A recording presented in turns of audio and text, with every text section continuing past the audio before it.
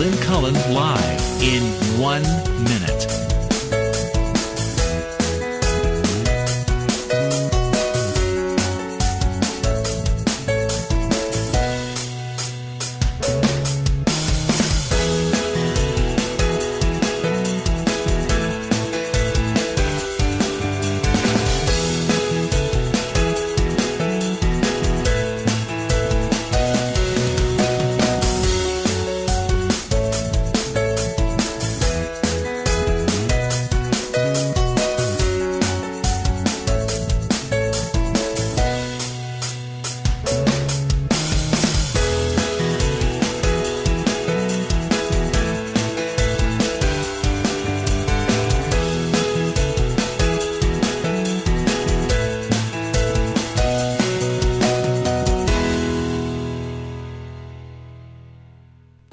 Welcome to Lynn Cullen Live at pghcitypaper.com. Email your questions and comments to Lynn at pghcitypaper.com.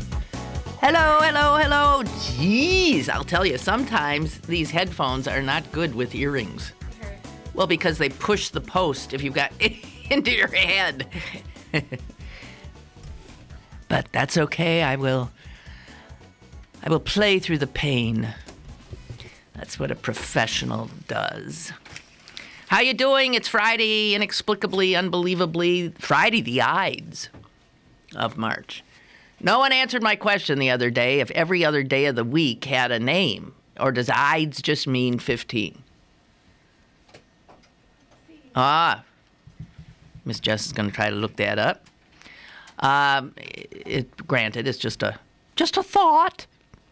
Well, I've got, what? It's the name of the 15th of March in the calendar. It's what that day is called, and every other day would have a name, too. Yeah. Yeah. Can you tell me what the 14th is called? They don't have a chart. Oh, they don't. Okay. So it's just a way of saying the 15th, the Ides. Okay. I didn't know. I was wondering. So, generally speaking, I would say I have an interesting bunch of topics here all over the place, and none necessarily things that we have been discussing, which is always welcome to me, to get into different topics, not all of them barn burners, but that's good too. Let's do this. Let's start with a dead guy. Okay. Let's start with an obit. Haven't done an obit in a while. And I don't know how to pronounce this guy's name, but I honor him. Ewald-Heinrich von Kleist. Does anybody know who he is? He's the last of a group. Ewald-Heinrich von Kleist, dead at the age of 90. He is the last person of those who survived the plot to kill Adolf Hitler. Most of those who tried to kill Adolf Hitler were very quickly executed. So this guy, God, he got lucky all the way. I'll tell you a story a little bit. Luck followed him. But what an extraordinary story. I mean, the lives that people live, this is a life of that meant something, even beyond, his personal struggles. He was a lieutenant in the German army. He was recovering from wounds he had suffered in combat. This would be January of 1944. I mean, Hitler's done most of his damage already. He's losing, but the carnage, of course, continues. Ewald-Heinrich von Kleist was 22 years old at this time. He was the son of a man who was known to be against Hitler before most people even knew Hitler existed. And amazingly, this man was still alive, his dad. He hadn't been taken away. And this young 22-year-old von Kleist was approached by Colonel Klaus von Stauffenberg. And this is the guy that was trying to put this assassination plot together. And the reason he approached this kid, the 22-year-old, was because he led a unit that was scheduled to meet with Hitler to simply show him, to model the new uniforms, the new army uniforms. And so von Stauffenberg comes to this 22-year-old and says, we know you are going to be in the Fuhrer's presence. We would like you to have a bomb on you, essentially be a suicide bomber. We would like you to wear a bomb in and to detonate it at the meeting. And von Kleist, in his memoirs, said, I found it a very difficult decision. So he quickly, he asked for a day to think about it and ran home to his father. And he said to his father, I have a very difficult decision to make. And his father said, yes, what is it? And he told him. And his father, without even taking a second, said, why, yes, of course. You have to do it. Can you imagine the father telling him, yes, you have to do this, you have to die. And the son says, but then I have to blow up with Hitler. He's still getting stuck on that aspect of it. And he says this, my father got up from his chair, went to the window, looked out of the window for a moment, and then he turned and said, yes, you have to do that. A man who doesn't take such a chance will never be happy again in his life. And so the kid said goodbye to his father and went off to kill Hitler. But here's where his luck. I mean, because you're saying, well, then how come he just died? Well, Hitler called off the meeting to see the new uniform, so he couldn't do it. 6 months later,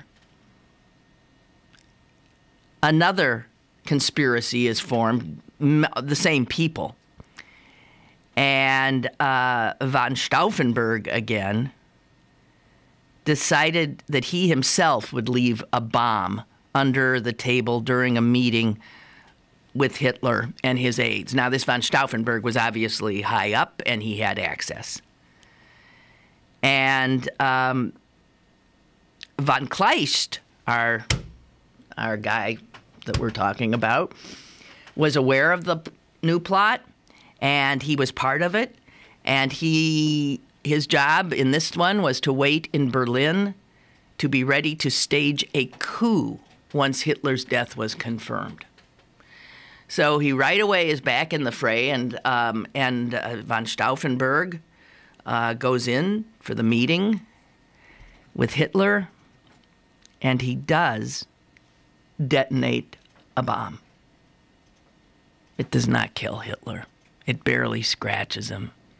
It kills 4 other people. And of course, von Stauffenberg, who survived it too, was arrested, convicted, and shot dead that evening, executed. And of course, they began rounding up everybody they thought was involved. And they actually rounded up 5,000 people because of that bombing. And one of them was von Kleist's father, who had nothing to do with this plot. He was arrested, and he was executed. The The son was interviewed. The son was imprisoned. The son somehow got back out and was assigned to combat duty on the front lines, which was another way of sending somebody out to be killed, but he had not been executed. He survived, and he said the only reason he was alive is that the other conspirators had obviously managed to not break under the torture that they surely had been subjected to before their deaths, to name names. Nobody had given him up. So he went on to live an exemplary life in every way, and appeared in several documentaries about these plots. And strangely, in Germany, for years and years after the war even, these plotters and those that had survived, the few that had survived, like von Kleist, were not looked on as heroes to the Germans. There was a real ambivalent feeling with Germans about the efforts to kill Hitler. A lot of people still said it was treasonous. And it took decades and decades and decades for people to acknowledge it as the heroic act that it had been, however much it had actually failed. So that's my obit for the day, and he's the last. There are no more of these people left alive who had made an effort, even in the late days of World War II, to take out Adolf Hitler. Okay, now we go on to another kind of courage. This is what passes for courage in America today. Senator Rob Portman of our neighboring state of Ohio, a Republican, has announced, and everybody's saying quite courageously, that his son is gay and that he now supports gay marriage. And, of course, this brings up the issue. Okay, so what is it with these people? They don't get it until they have no empathy. He could never have, put himself in the position of any other person? It's only his son's life that he could get close enough to that he could then acknowledge that his son was as deserving of all of the dreams and opportunities and benefits that accrue to any other person in our culture. He couldn't do it till it was his own kid. And that, again, shows to me that is not correct. They say, he's the first Republican senator, first one. Maybe he'll have an impact on the others. Well, since these Republicans are not known for their empathy, I would suggest that unless all these other Republicans end up with gay children, and some of them do, and they still don't change.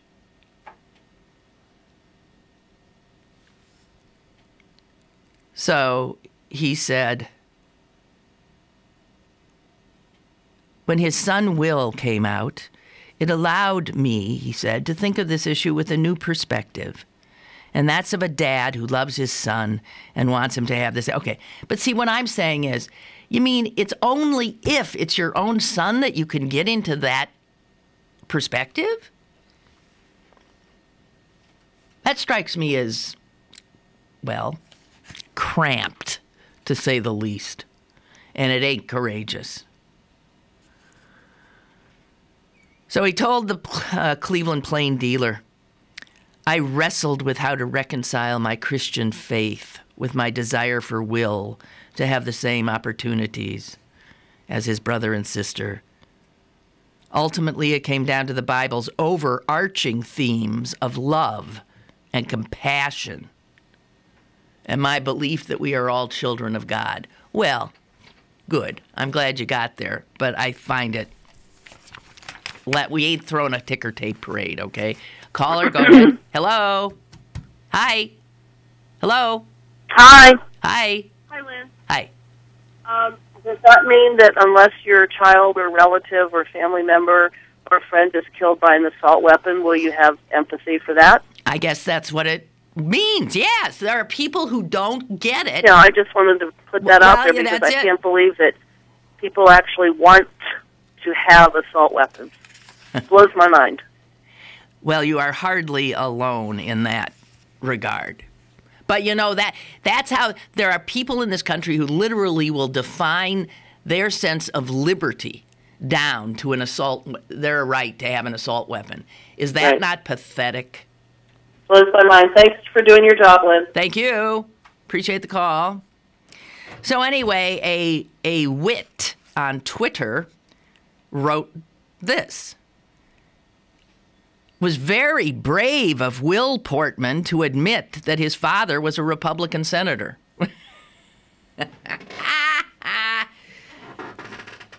You get it right. Turning the tables. Everybody's saying, oh, it's so brave of Senator Portman to admit his son was gay and now he wants it. And turned it around and said it's really brave of the kid to admit his father is a Republican senator. Yeah, that's more to the point, I would think. Oh, here's one of those headlines that makes you go, duh. Cell phone talkers prove to be irritants, study says. They had to study that to find out that we're annoyed by other people's cell phone conversations. I guess if there's anything interesting here is that they really dug into it to see. They put people in situations where they were asked to do a task, and at the same time they were subjected to somebody's cell phone conversation going on in the same room. Some of the people had to deal with that and do the task. Others were put in a room, told to do the same task, while two people had a conversation and it was essentially the same conversation that was being had by the cell phone talker, except obviously this time you were hearing both sides of it. So two people were having a conversation, and these people were trying to solve some puzzle, and the other one was just hearing the cell phone talker and trying to solve the puzzle. And it was a real difference in distraction. The people who are listening to the one-sided cell phone conversation were totally distracted from doing the job. The people who were in the room with somebody having the same conversation, but they could hear the other side of the conversation, were listening to two people actually have a conversation while they were attempting to do this, did pretty well. We're clearly able to bat that conversation away from their consciousness and pay attention to the task before them. Whereas people stuck with just the one-sided conversation that you get with a cell phone talker were unable to do the task because they were constantly hearing that conversation. And it says that we all have a tendency to think that people talking on their cell phones are talking louder than people who are having a conversation. And in some cases that is true, but they said in an awful lot it is not true. It is simply that our brains do not like hearing half a conversation. If you only hear one person's part of the conversation, you're constantly trying, whether you want to or not, to place that part of the conversation in some kind of a context, and that, of course, draws your attention away from whatever else you are attempting to do. these one-sided conversations that we're subjected to are called half-a-logs, in case you didn't know that. Not dialogues, half-a-logs. And here's someone who led this study saying this: the brain simply is incapable of ignoring a stream of desultory new information. Our brains are set up to focus on things that are novel or unexpected. They're always, what's that? What are they doing? So if you're actually privy to both sides of the conversation, your brain doesn't go on alert, frankly, like it does when it's just one-sided. So cell phones and someone talking on the cell phone in a public place is tailor-made for hijacking cognitive functions of the poor people standing around the person talking on the cell phone. Now,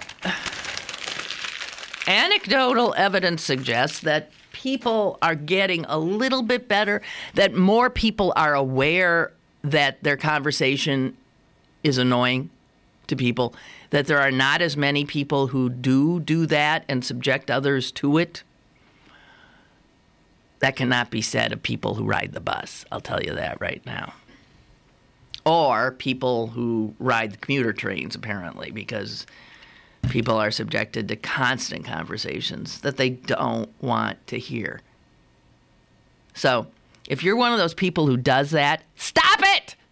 It's rude. It is so rude. I've said it before and a million times. It's the privatization of public space, and you have no right. Thank you very much. Hey, it's time for a break. Anyway, I got to take another chug of this wonderful carcinogenic beverage I apparently am drinking here. I'll be back in just a minute. Email your questions and comments to Lynn at pghcitypaper.com or call Lynn at 412-316-3381. Lynn Cullen Live will return in a moment. Pittsburgh City Paper's annual Dining Guide magazine is available now. Pick up one today for a look at the best restaurants in the region. Plus, this week's City Paper includes great deals for St. Patty's Day, Good Brother Earl, and Big Bad Voodoo. Pittsburgh City Paper available at over 1,700 locations throughout Western Pennsylvania and on the web at pghcitypaper.com and on your smartphone at citypapermobile.com. Packers. Vikings. We come from different places. Uptown. Downtown. We come to different conclusions. Half empty. Half full. But when we live united, we make a real difference in the building blocks of life. Children succeed in school, families gain financial stability, the health of our neighbors improves, and suddenly so do our communities. Real change won't happen without you. Live United. So give, advocate, volunteer, Live United. Sign up today at liveunited.org. Brought to you by United Way and the Ad Council. You're listening to Lynn Cullen Live at pghcitypaper.com. Once again, here's Lynn Cullen. Okie dokie doke. And this is sort of, wait a minute. This just in. I was supposed to want to make a point of doing this. I don't know that we want to make this a regular event, but excuse me, we got a caller? Okay, this waits. Hello? Hi, caller? Hello? Good morning. Hi. Hey, I watched that Mika Brzezinski. Yep. And her dad's, he was in the Carter administration, I think. Yes, he was. And what I was going to say is, she writes these books on health. She's all into this health stuff. Right. And she was mad because they rejected that Bloomford, whatever his name is, on ban on the sodas. Yes, right. She's one of these people that writes these books on positive thinking, and you can get ahead in life with this positive way of thinking. And it seems to me that she forgets where the hell she even came from. Her dad was some big shot in politics involved. She'd never be on that Mornings Joe show without... She had, many chances, you know what I'm saying? These people seem to forget where they came from. Yeah, no, I absolutely know what you're saying. And she's writing books on this shit, and it just makes you nauseated. No, you know what? I am totally in agreement. Totally in agreement with you. I got nothing else to say except amen. Okay. All right. Thank you. Bye. That's the phrase that, applies to people like Mika, who do get an extraordinary assist in their lives from their accident of birth, and also because their parent is a huge force, and her name gives her entree. There's little doubt that her career was influenced by that, and television news is, and movies and government. I mean, look at it. Would George W. Bush ever have been elected president of the United? I mean, come on. You see it operating all the time. If somebody, and that's the phrase is, born on, what? Is it born on third base and thinks they hit a triple? Is that it? Or home run? Something. Born on third base and think they hit a home run. Whatever. It's not acknowledging that you're starting way ahead of other people who then you turn around and lecture about how they should run their lives and be as exemplary as you and successful and thin and skinny as you. And yeah, she exudes that lack of understanding. I'm not a fan of hers. So you want to beat up on Mika, be my guest. She drives me stark raving mad, too. As a matter of fact, I used to listen to that show all the time, and I don't anymore. It just got too... I decided I didn't like a lot of the people. So what do I want to do? And they're all so full of themselves. I'm just not interested. So anyway, here...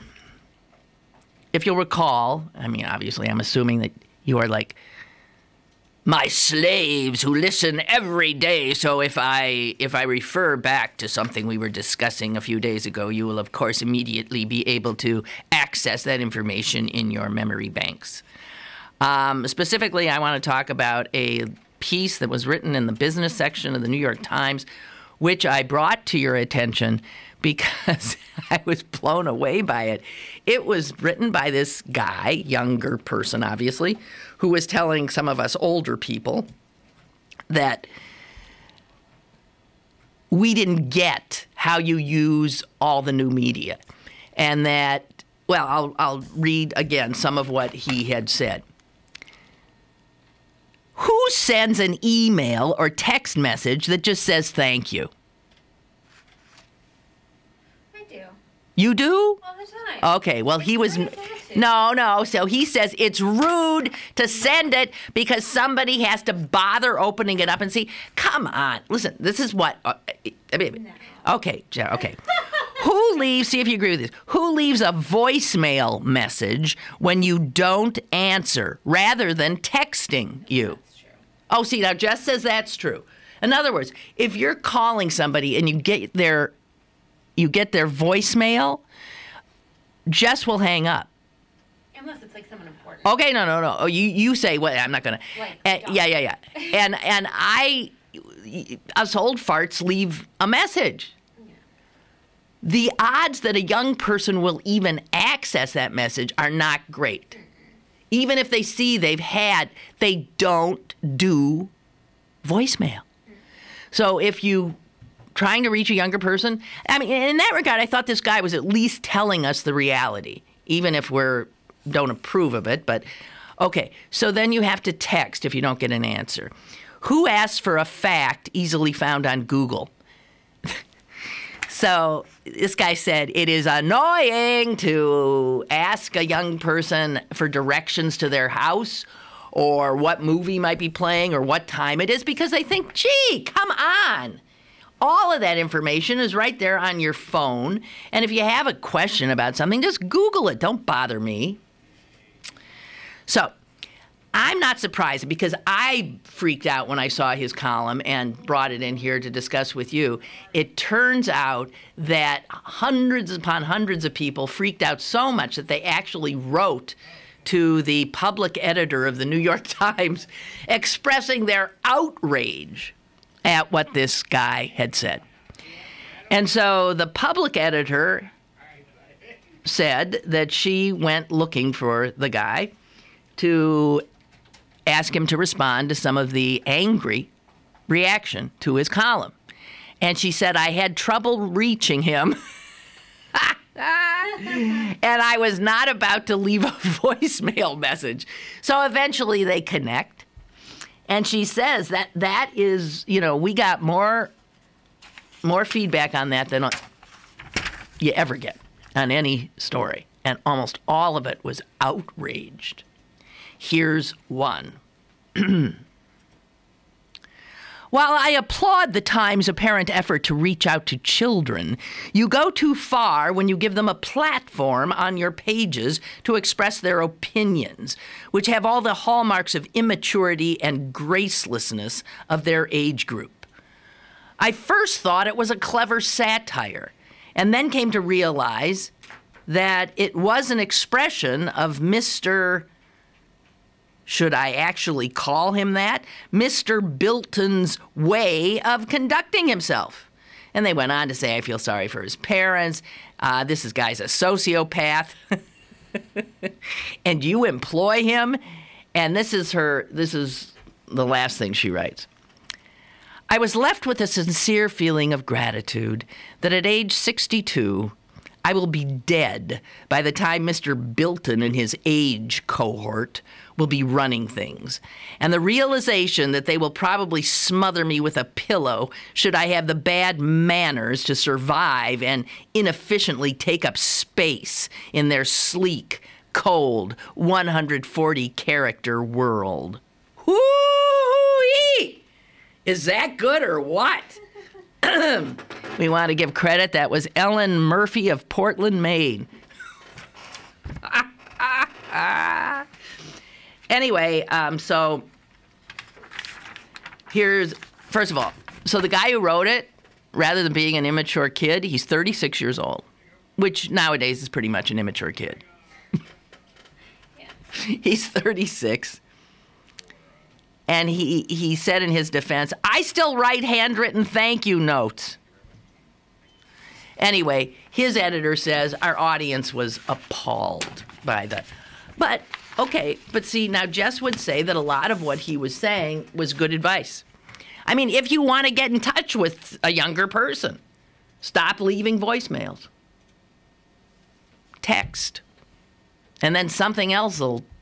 I just went through a back and forth text with Vanessa, who was here the other day. And we were just trying to set something up. Hey, do you want to do that? Yeah, blah, blah. And back and forth, typing. And we finally get ourselves in the same place. And I wrote back, fantastic, although I hate this kind of communication.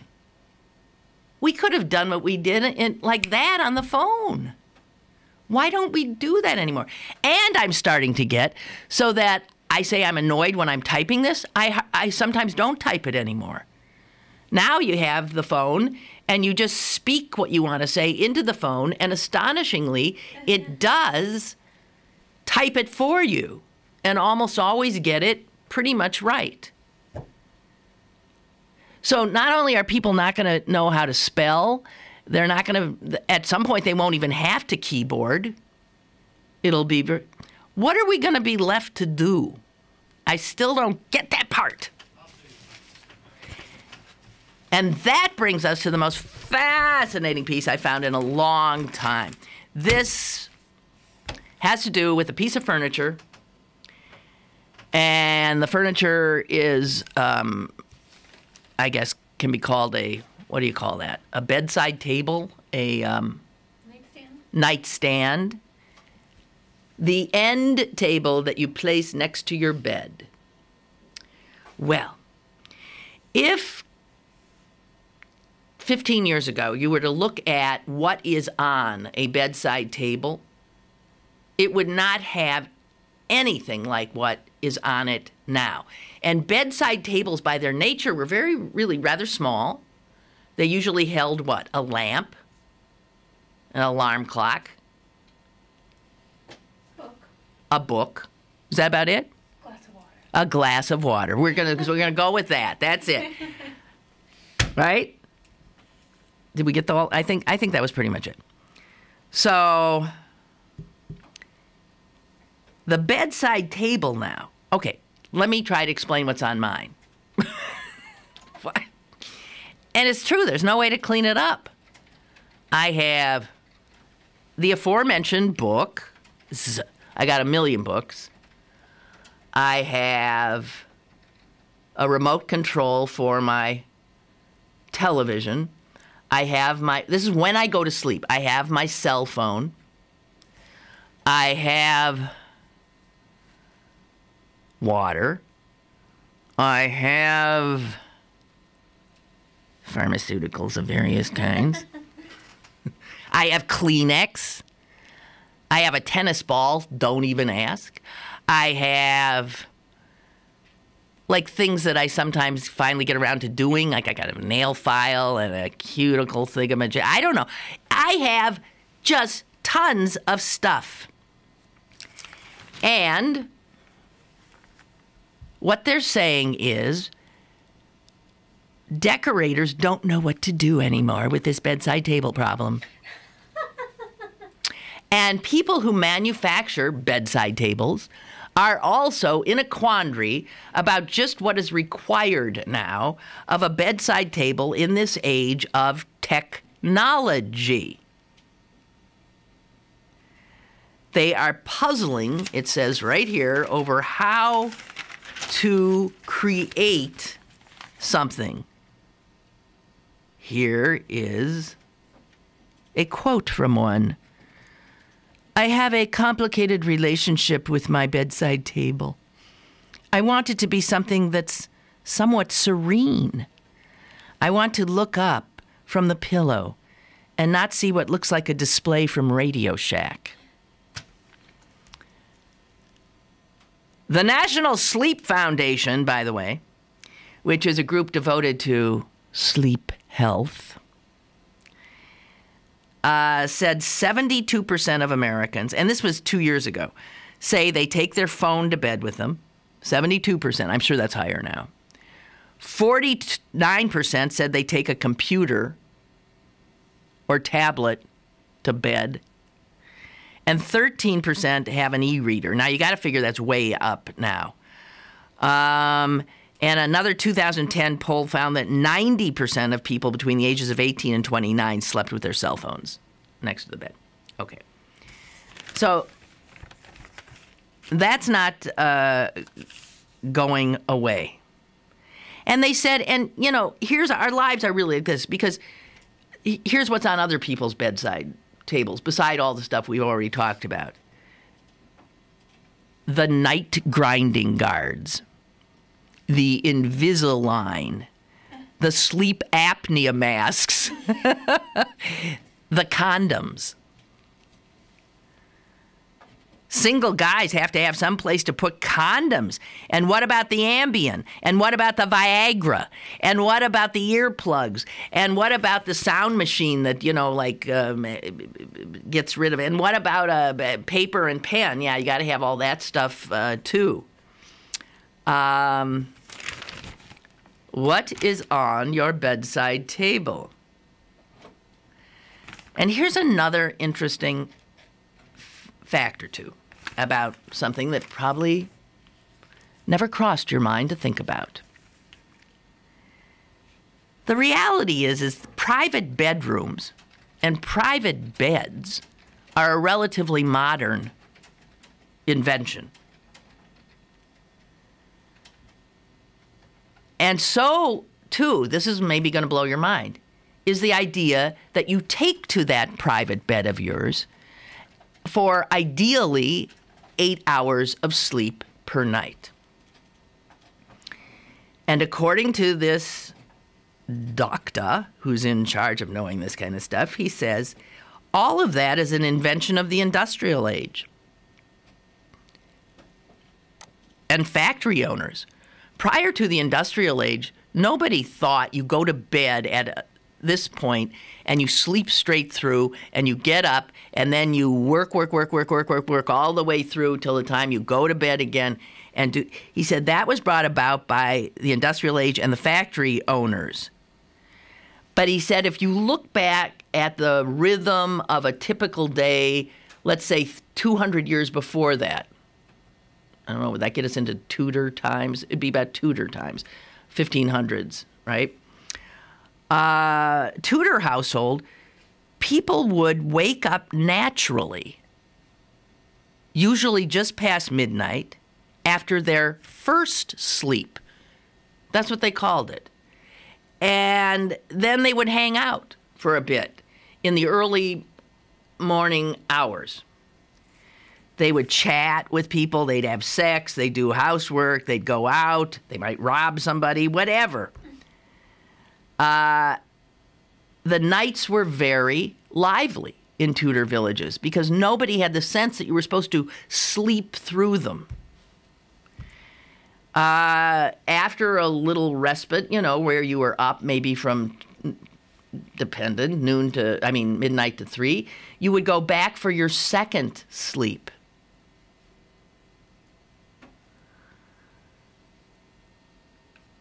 So there's a weird parallel, he says, between today and the Tudors, with people sleeping fitfully and doing a lot of things in bed. I guess I'd say the biggest thing missing from people's beds today, as opposed to the past, is company.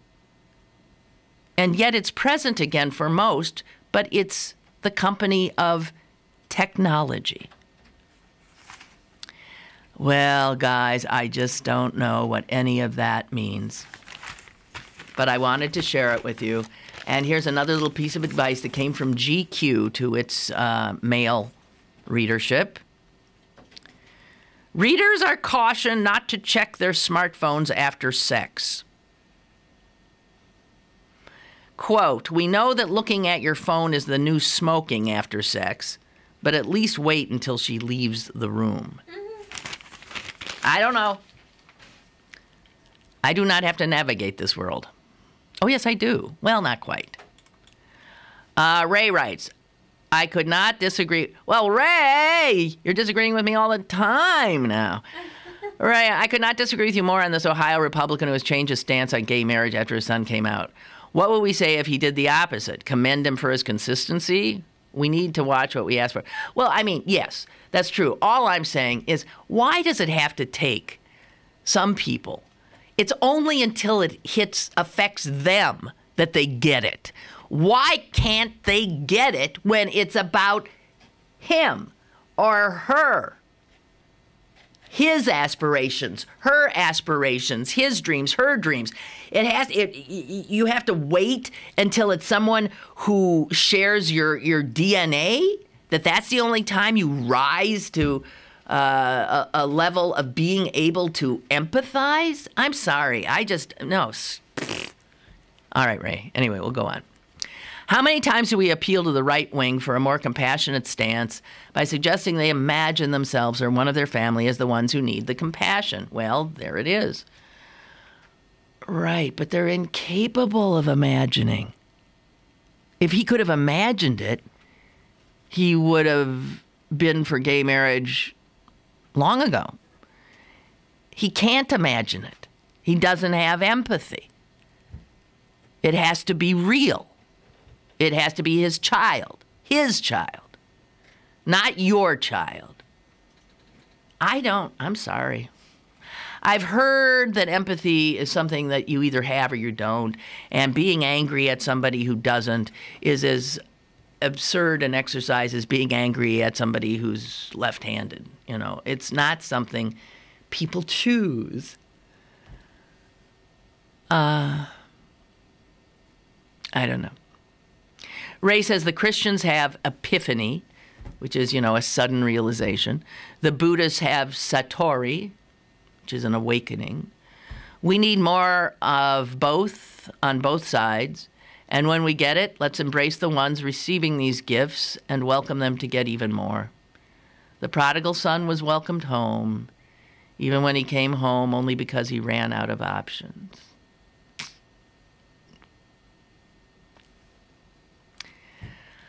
All right.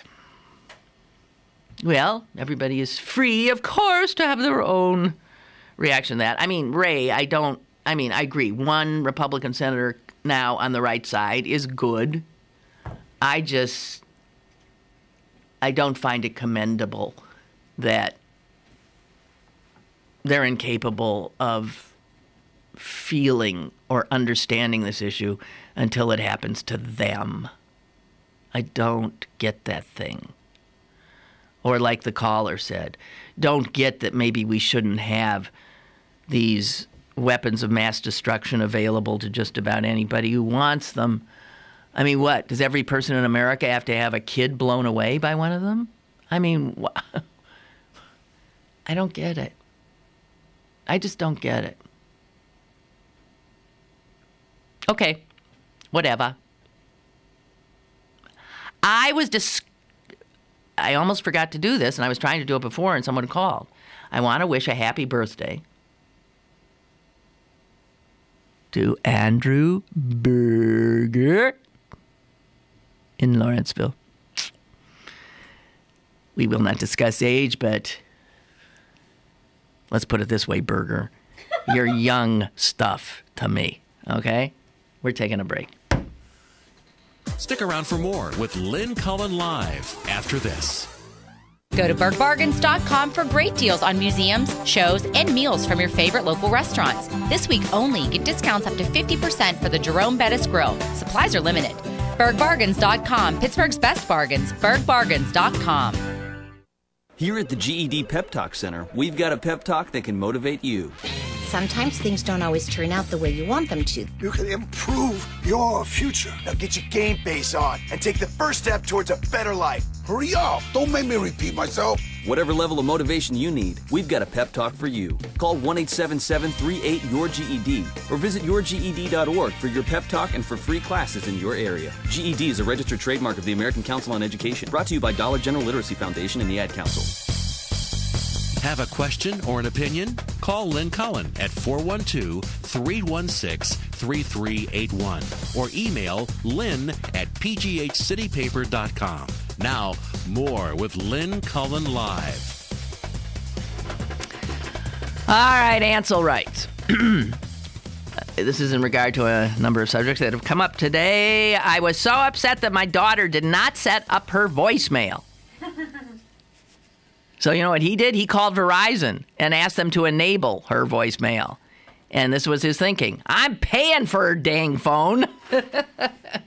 So why shouldn't I be able to do that, right? Well, apparently wrong. Verizon won't do that. Verizon told me that it's a personal preference and they would not enable voicemail on that wireless phone. Well, you don't have to pay the bill. And Mika Brzezinski does nothing for Morning Joe, according to Ansel. I am often embarrassed by her comments. She poorly represents the liberal argument in those discussions. And he says, lastly, my wife and I have a rule: no computers, no tablets, no phones, or televisions in the bedroom. That's good, actually. We each have our own alarm clocks, and mine has a remote, and we sleep well. I'm glad to hear it. Yeah, I without a doubt, the introduction of all of these things into the bedroom has not helped sleep. Has not helped sleep. There's no doubt about it. I never had a television in my bedroom until recently. And I told myself, and it's sort of true, I rarely watch it. It's teeny. I have it there sort of like you have a radio for when I get up in the morning to listen to. Well, it used to be Morning Joe. I can't listen to it anymore. But, you know, just to hear news. But I agree. It's, you know, when the bedroom becomes a room you're living in, I think it does probably have a negative impact on one's sleep. That's my guess. Oh, I got so many things to talk to you about. What are we going to do? Let's see. Yes, and we have a caller. Hello? they hung up. Well, geez, you guys, you got no staying power. Okay, here we go. Yeah. Hello. Hi, Lynn. It's PJ from Greensburg. How are you? Hi, PJ. Hey, there seems to be a vein running through all the conversation. It's what I like to call, and it's not my original phrase, but the first world problems. A force field? First world problems. Oh, yes, these are first world problems. Yes. And they're all just it's all just so shallow. I mean, these little these little voicemail. It's funny you mentioned about people not wanting to leave voicemail, so they'll text. But now you can talk to your phone, and it will text for you. So what's the difference between that and a voicemail? Well, no, because you're talking. They receive it as a text. You don't have to type it. You just talk. Yeah, so they don't listen to it. They read it. I understand that. But still, I mean, you're still talking. It's just, we seem to get so, and what was Marshall McLuhan said, the medium is the message. And that's really what it's become. You mentioned about the bedrooms. I would recommend At Home by Bill Bryson as a book. Oh, yeah. That studies all those, where the powder rooms came, where the term powder room came from, where chairman of the board came from, all those little things. And there is a section in there about bedrooms and how it is an unusual thing. But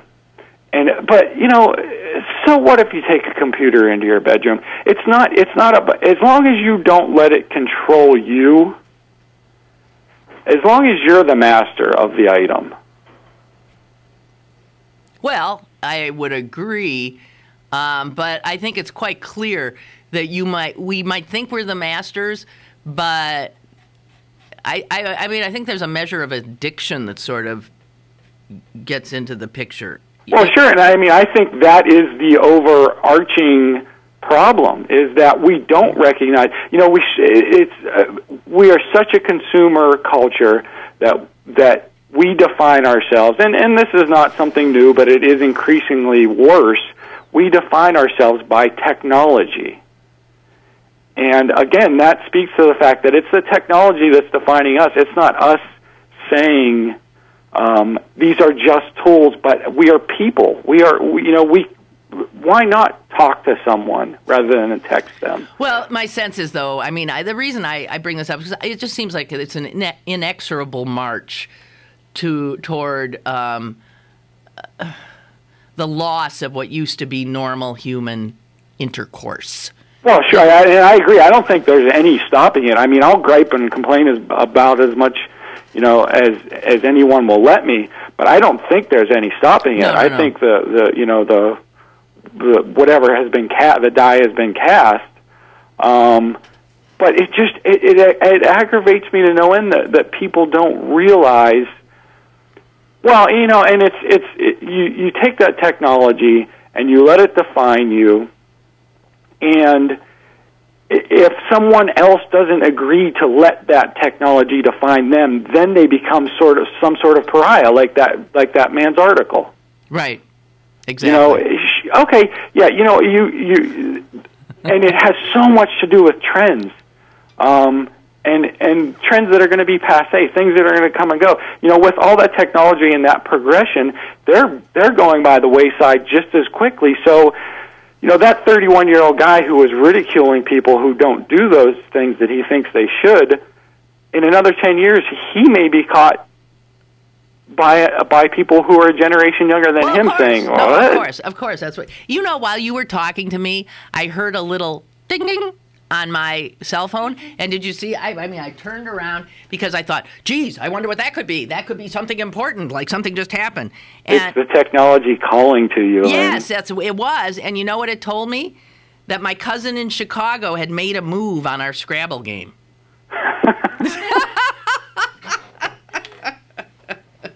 Well, it was my move. Well, hopefully you won't get stuck with a Z or an X or something like that. Oh, yeah, right, exactly. Okay, I'll see you. Bye. Bye. I took all my breaks, right? Yes. Yes, okay, good.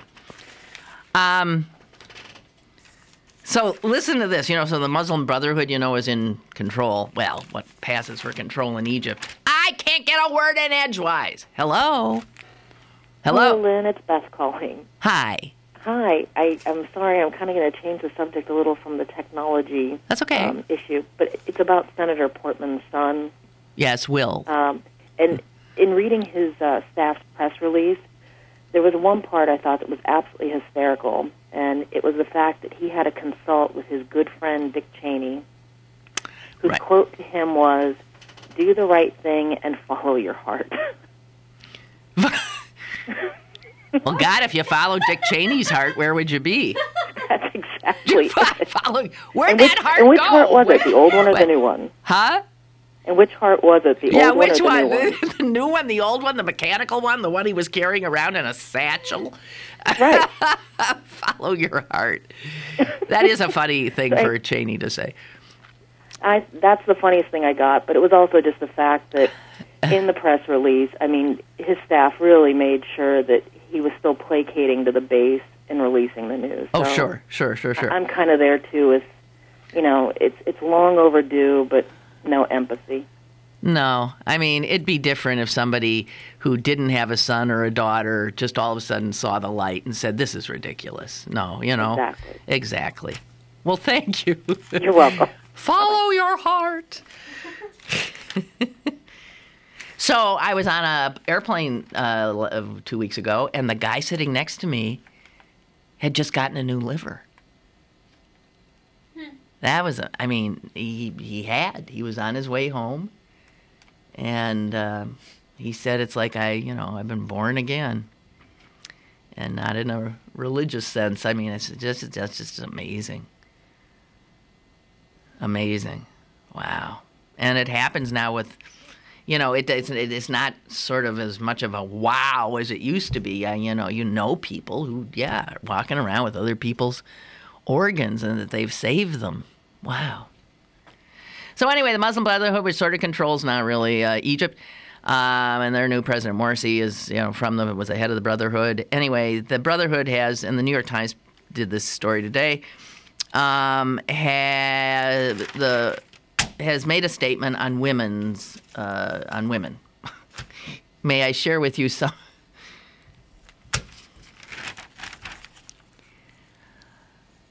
Here it is.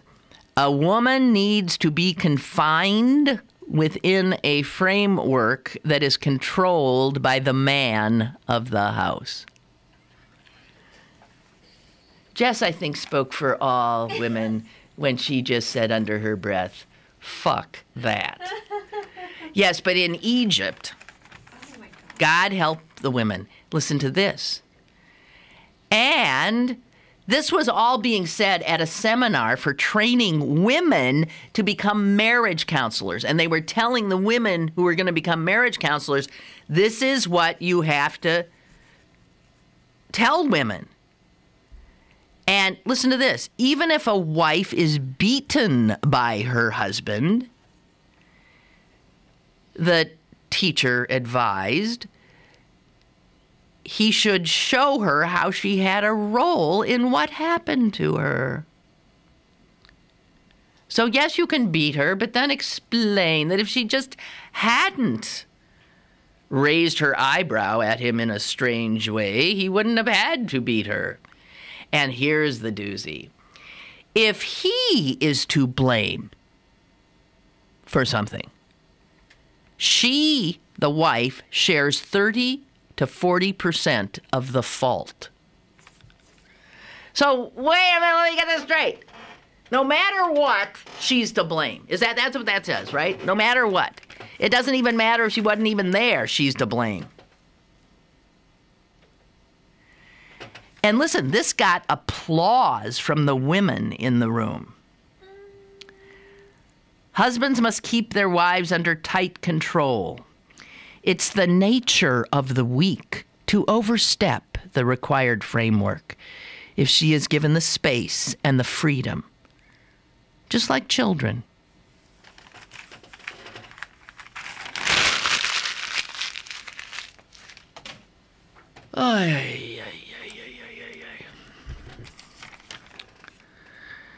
Well, I'm lucky. I don't have to live under robot overlords, and I don't have to live under the Muslim friggin' Brotherhood either.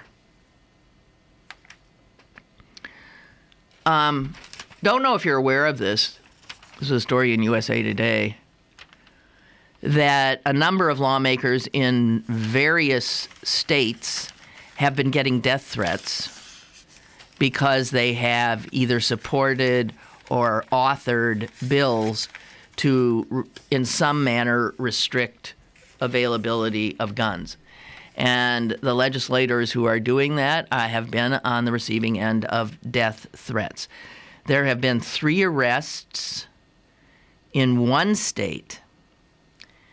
In Wyoming, the Republican president of the Senate said this institution is under attack, and I mean this seriously. Now you got to figure a Republican Senate president in Wyoming is a conservative Republican. And even the Wyoming legislature is getting these kinds of threats. In Denver, a man was arrested on a felony charge stemming from threatening State Senator Rhonda Fields, who had sponsored legislation that would restrict ammunition magazines to 15 rounds. Now, here's what's interesting. To me, here's what's interesting about that. So I don't know what picture you have in your head of a guy who would threaten via voicemail, a legislator who authored a bill to limit, how many bullets how many rounds in a magazine. What is your idea of who that guy would be? Because I can tell you, he's been arrested. He's 42 years old. He's the CFO, the Chief Financial Officer of a software firm. I'm thinking it's a Yahoo. This is an educated guy, 42, okay? Another case in point, a California state senator, Leland Yee, was the recipient of death threats. And that resulted in the arrest also of a guy named Everett Basham. He has been charged with 10 felonies. He's been denied bail. Okay, what's your picture of what he might be? The Yahoo? The gun nut Yahoo? He's a Silicon Valley engineer, age 45. So what really blows my mind about this story, about all these death threats, is that the two of the 3 people that have actually been arrested are like software engineers and CFOs. That blows my mind. And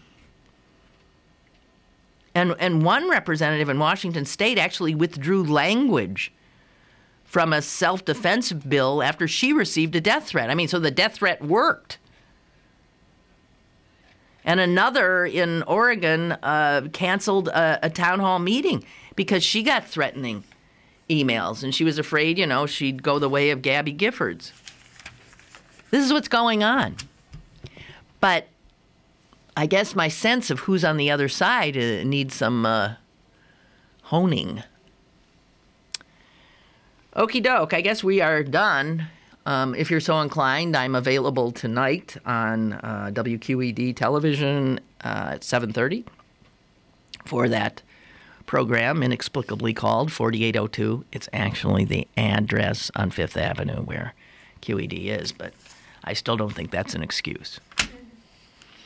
You guys have a great time. Stay warm. Spring's got to be on the way. It's just gotta. I don't care what the 5-day forecast says. Time's on our side. Be strong. Bye.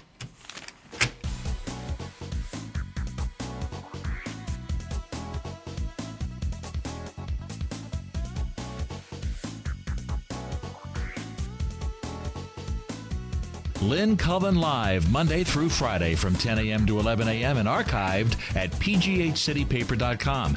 The opinions expressed on Lynn Cullen Live are those of the host and do not necessarily reflect the viewpoints of Pittsburgh City Paper, Steel City Media, and its advertisers.